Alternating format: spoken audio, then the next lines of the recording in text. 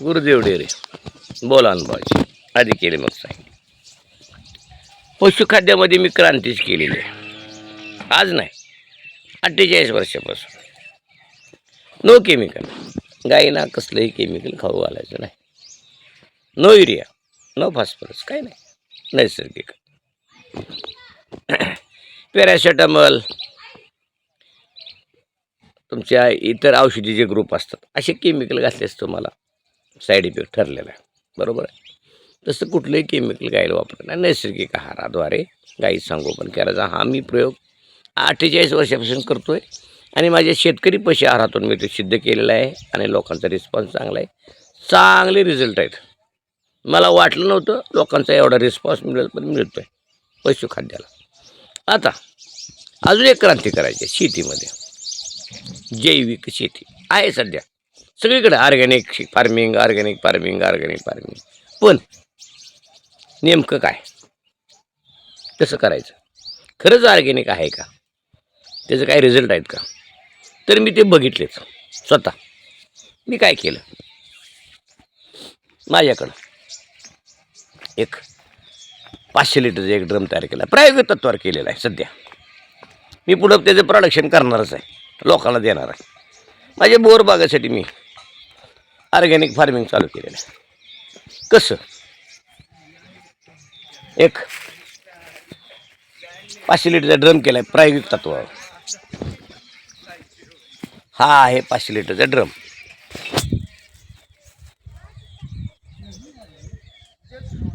याच्यामध्ये काय करतो मी? 500 लिटरमध्ये 50 लिटर गोमूत्र, 50 लिटर शेणाची स्लरी, 50 किलो शेण घ्यायचं, टोपल्यात टाकायचं, त्याला भिजवायचं पाण्यात थोडंसं आणि त्याची स्लरी काढायची आणि ती गाळून त्यात टाकायची. गाळून असं एक नेट असते, असं ह्या नेटने गाळून टाकायचं. पुन्हा 2 किलो गुळ, 2 किलो बेसन आणि जीवाणू कल्चर, आझोला, रायझोबियम, ESB, KSB आणि टायकोडर्मा. हे असे जे आहेत जीवाणू, ते जीवाणूचं कल्चर, हे जीवाणूचं खाद्य झालं. सगळेजण काय करतात, जीवामृत म्हणून जीवाणूचं खाद्य टाकतात. पण जीवाणू कुठं आहे त्याला खायला? तर ते जीवाणू उपलब्ध करून मी त्याच्यामध्ये वाढतोय.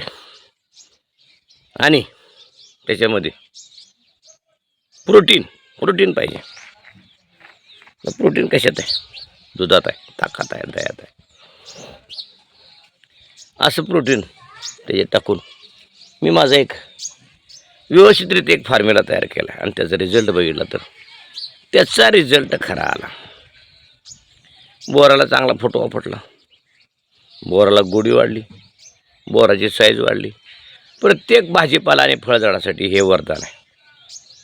रोज तोडणाऱ्याला, जे रोज तुटलं जाते भाजीपाला, त्याला आठवड्याला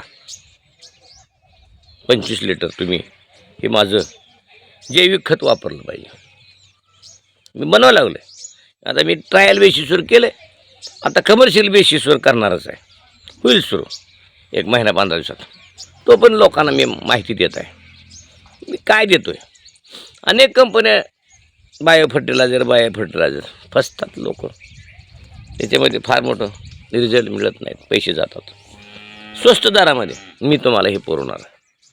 बायो फर्टिलायझर याच्यामध्ये मी स्वतः त्याचा रिझल्ट घेतलेला आहे. शेतीमध्ये टमाटो असो, भेंडी असो, जे रोज तोडणं त्याला आठवड्याला तुम्ही 25 लिटर द्यायचं म्हणजे द्यायचं. तुम्ही बाकीचं काय पण द्या आणि मग रिझल्ट बघा. कसा शेंडा चालतो, कशी मुळी चालते, कसं फळ चालते, कशी चमक चालते. अहो काय बोराची चमक आणि काय गुढी 60 रुपयाने विकली बाजारात. मग काय पाहिजे अजून? म्हणजे गोडीमुळं असं खाल्लं ना, खातच राहते माणूस. Bio fertiliser, no chemical.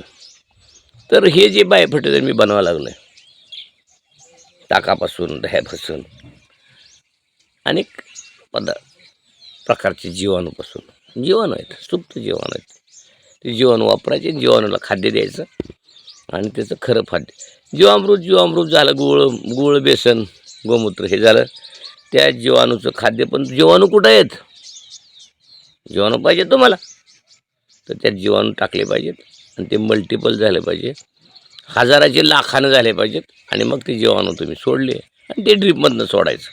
ड्रीपमधनं जातं हे ट्रॅक्टरच्या किंवा तुमच्या पंपाच्या, त्याच्या नाही.